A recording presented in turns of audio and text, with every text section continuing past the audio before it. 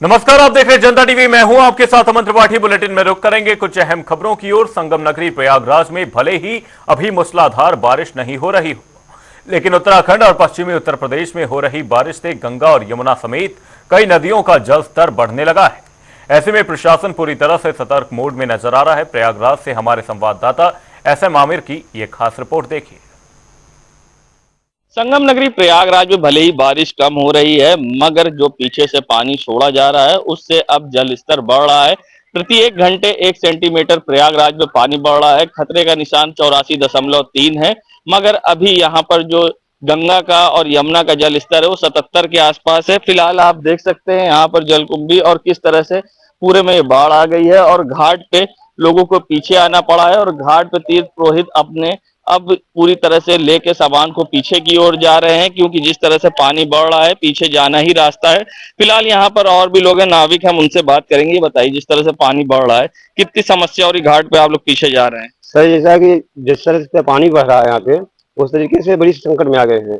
नाव को आगे करो या पीछे करो, सभी देख रहे हो आपके सामने। ये पंडा बंधु, दुकानदार, सभी लोग अपने सामान को लेकर उधर ऊपर जा रहे हैं।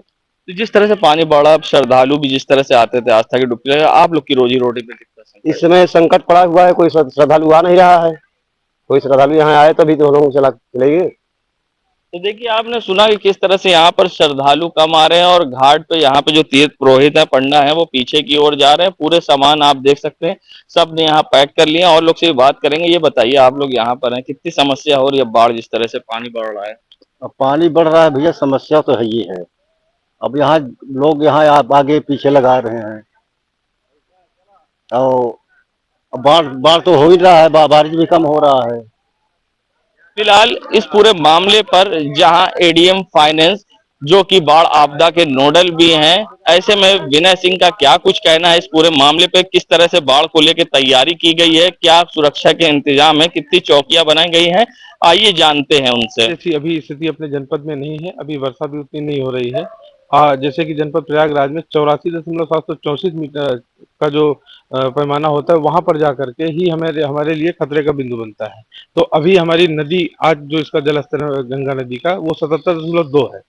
तो अभी हम काफी दूर हैं इससे, परंतु यहाँ पर जो विभिन्न जो स्लूज गेट और बांध और पंपिंग स्टेशन बनाए गए हैं, उनको हम लोगों ने रेडी मोड पर कर रखा है कि जैसे ही पानी बढ़ता है या बारिश होती है तो वाटर लॉगिंग की भी स्थिति न बने, इसके लिए वो तत्काल पानी को पंप कर सकें। इसके अलावा यहाँ का संगम सभागार है कलेक्ट्रेट में, यहाँ पर हमने 24/7 के रणनीति से हमने यहाँ पर एक बाढ़ कंट्रोल रूम बना रखा है। उसका नंबर हमने सोशल मीडिया सभी के माध्यम से प्रचारित कर रखा है।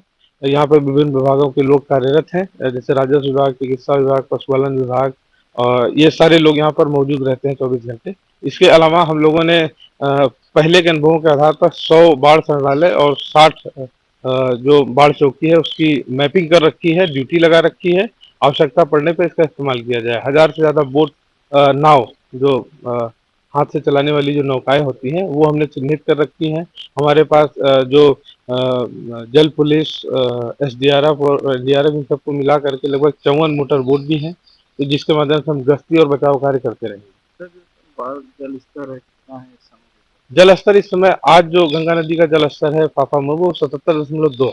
जैसे कि नोडल ऑफिसर विनय सिंह ने बताया कि यहाँ पर 100 से ज्यादा बाढ़ आपदा केंद्र बनाए गए हैं सहायता के लिए और 60 से ज्यादा पुलिस चौकियां बनाई गई हैं बाढ़ को देखते हुए, और यहाँ पर जल पुलिस भी तैनात की गई है। आप देख सकते हैं यहाँ बाढ़ के लिए जो श्रद्धालु आए हैं, पानी बढ़ रहा है, इसको लेकर सुरक्षा में श्रद्धालुओं के यहाँ पे जल पुलिस के द्वारा पुलिस भी लगाई गई है। यहाँ पे बोटें भी हैं जो लगातार श्रद्धालुओं के स्नान के दौरान निगरानी कर रही है। फिलहाल व्यवस्थाएं पूरी कर ली गई है और प्रशासन की ओर से कमर कस ली गई है कि बाढ़ अगर आती है तो ऐसे में वह हर हालात में उससे निपटने के लिए तैयार है। जनता टीवी के लिए सैयद मोहम्मद आमिर, प्रयागराज। बुलेटिन में रुक करेंगे उत्तर प्रदेश से जुड़ी ताबड़तोड़ खबरों की ओर। आगरा में ताजमहल की सुरक्षा में बड़ी चूक। ताजमहल की मुख्य गुंबद के ऊपर दिखा ड्रोन, वीडियो सोशल मीडिया पर हो रहा वायरल। सहारनपुर में राहगीरों ने मनचले को लाठी डंडों से पीटा। बाजार में महिला के साथ की थी बदसलूकी। पिटाई का वीडियो सोशल मीडिया पर वायरल। बदायूं में सरकार के आदेश पर चली तबादला एक्सप्रेस। जिलाधिकारी मनोज कुमार का हुआ ट्रांसफर, नई जिलाधिकारी बनाई गई निधि श्रीवास्तव। गोरखपुर में दबंगों ने होटल कर्मचारी की चाकू से गोदकर की हत्या। आरोपी ने खुद थाने में जाकर किया सरेंडर। लाखों की लेन देन का मामला, घटना का वीडियो सीसीटीवी में कैद। बलिया में अव्यवस्था से नाराज लोग नहीं उठाएंगे ताजिया। शिकायत पर भी प्रशासन और प्रधान ने नहीं किया समाधान। बेरुआर बारी ब्लॉक के करम्बर गांव का मामला। फतेहपुर में ट्रैक्टर चालक की संदिग्ध अवस्था में मौत, खेत में मिला शव। स्थानीय ग्रामीणों ने परिवार को दी सूचना, मामले की जांच में जुटी पुलिस। लखनऊ में रेलवे सुरक्षा बल ने नाबालिगों को कराया मुक्त। बाल मजदूरी के लिए ले जा रहे थे पंजाब। वरिष्ठ मंडल सुरक्षा आयुक्त ने ऑपरेशन नन्हे फरिश्ते के तहत की छापेमारी। इटावा में दबंगों का कहर, महिलाओं के साथ अभद्रता की घटना सीसीटीवी में हुई कैद। सूचना पर पहुंची पुलिस, मामले की जांच में जुटी। पीलीभीत में जलभराव की समस्या से ग्रामीण परेशान। राहत सामग्री न मिलने के बाद बाढ़ पीड़ित नाराज। चेयरमैन अध्यक्ष के मुर्दाबाद के लगाए नारे। प्रयागराज में बारिश के कारण लोगों को गर्मी से मिली राहत। लगातार बारिश के कारण सड़कों पर हुआ जलभराव, लोगों का चलना हुआ मुश्किल।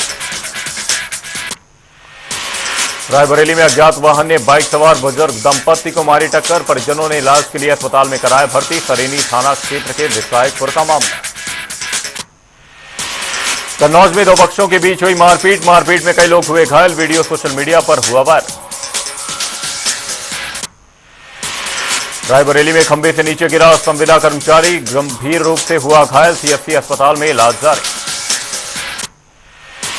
महोबा में चालक की लापरवाही आई सामने। तेज रफ्तार रोडवेज बस पेड़ से टकराई। सड़क हादसे में 2 बच्चों सहित 12 यात्री हुए घायल। अलीगढ़ में टाटा मैजिक की टक्कर से 2 भाइयों की दर्दनाक मौत। टक्कर मारकर चालक हुआ फरार। सूचना पर पहुंची पुलिस, मामले की जांच में जुटी। अलीगढ़ में अवैध कब्जा कर निर्माण कार्य को रोकने के लिए मोबाइल टावर पर चढ़ा बुजुर्ग, न्याय को लेकर किया प्रदर्शन। ट्रस्ट की जमीन पर अवैध कब्जे का लगाया आरोप।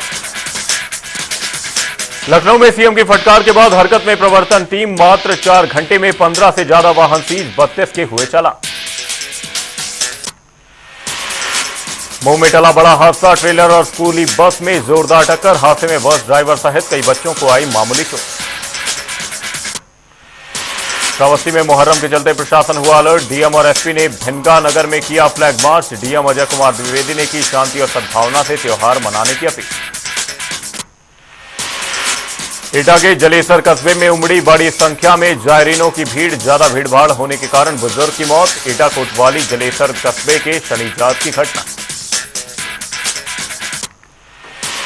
श्रावस्ती में अज्ञात शव मिलने से क्षेत्र में सनसनी। ग्राम प्रधान ने दी पुलिस को सूचना। मामले की जांच पड़ताल में जुटी पुलिस।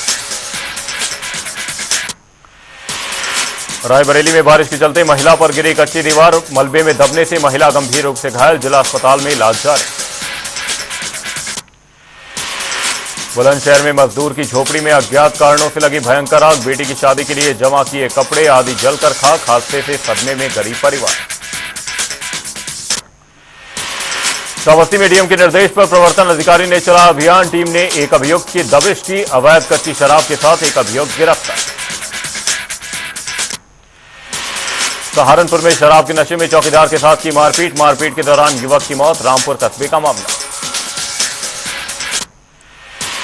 आगरा में एंटी रेबीज वैक्सीन की हो रही तस्करी। बिहार से लाई गई थी एंटी रेबीज वैक्सीन की खेप। सूचना मिलने पर पुलिस ने की छापेमारी। आगरा में युवक की हत्या का पुलिस ने किया खुलासा। 2 अभियुक्तों को किया गिरफ्तार। आपसी विवाद को लेकर घटना को दिया था अंजाम। पीलीभीत में नदी में मिला विवाहिता का शव। ससुराल पक्ष पर हत्या का लगाया आरोप। सूचना पर पहुंची पुलिस, मामले की जांच में जुटी।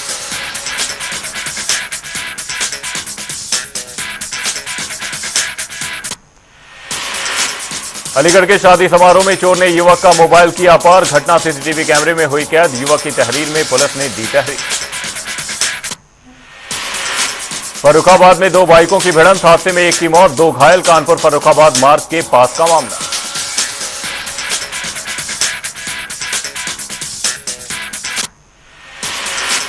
बदायूं में दबंगों ने 3 महिलाओं से की मारपीट, शिकायती पत्र देकर कार्रवाई की मांग। तीनों घायलों का जिला अस्पताल में इलाज जारी, मामले की जांच में जुटी पुलिस। आगरा में नाबालिग बालिका का पुलिस ने किया रेस्क्यू, नाबालिग का कराया जा रहा था बाल विवाह। सूचना पर पहुंची पुलिस ने बाल कल्याण समिति के सामने किया पेश।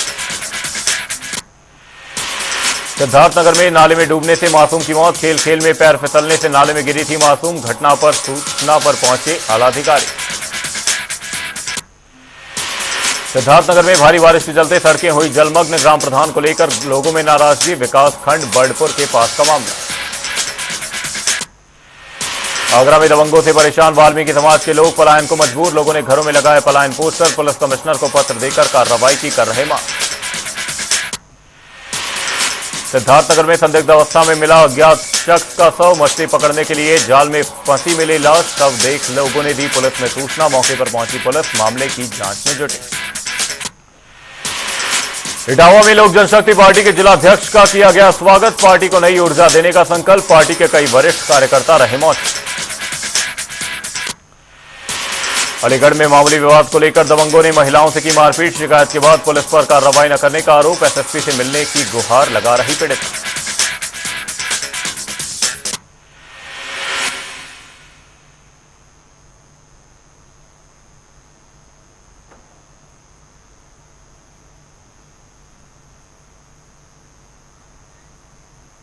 बुलेटिन में रुक करेंगे जनता रिपोर्टर की ओर। लोकसभा चुनाव के बाद जहां अब उपचुनाव हुए हैं, 7 राज्यों में उपचुनाव हुए हैं, जिनमें 13 सीटों पर इंडिया गठबंधन को जीत मिली है, जिसकी खुशी अब कांग्रेस में दिखाई दे रही है। इंडिया गठबंधन की 13 सीटों पर जीत हासिल करने के बाद आज प्रयागराज में कांग्रेस के कार्यकर्ताओं ने जहां जिला अध्यक्ष गंगापाल सुरेश यादव के नेतृत्व में जश्न मनाया है। सिविल लाइन स्थित बालसन चौराहे के पास जवाहरलाल नेहरू की प्रतिमा के करीब आज कांग्रेस के कार्यकर्ता इकट्ठा हुए थे और उपचुनाव में जीत को लेकर जश्न मनाया, एक दूसरे को मिठाई खिलाया है। इस मौके पर कई कांग्रेस के कार्यकर्ता मौजूद थे और हाथों में उनके पोस्टर था, जिस पर साफ लिखा था बद्रीनाथ अयोध्या झांकी है और अभी मथुरा काशी बाकी है। इस तरह के स्लोगन के साथ कांग्रेस के नेता पोस्टर लेकर जश्न मनाते दिखाई दिए हैं और उपचुनाव की जीत पर एक दूसरे को मिठाई खिलाते दिखाई दिए हैं। जनता टीवी के लिए सैयद मोहम्मद आमिर, प्रयागराज।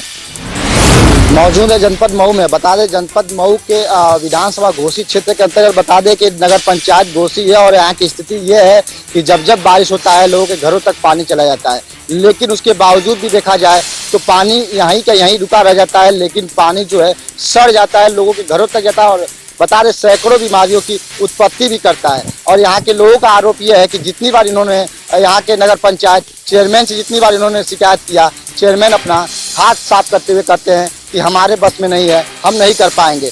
एक महिला से फिर मैंने बयान लिया तो महिला ने भी यही कहा कि चेयरमैन साहब मौन हो जाते हैं, कुछ जवाब नहीं देते हैं। बता दें कि कागजी जो कार्रवाई की जाती है बड़े अच्छे से दिखाया जाता है कि सारा कार्य हो गया है, लेकिन धरातल पे जब आती है जनता तो धरातल पे जब दिखाया जाता है तो धरातल पे शून्य के बराबर कार्य दिखता है। जनता टीवी के लिए मऊ से विवेक चौहान की रिपोर्ट।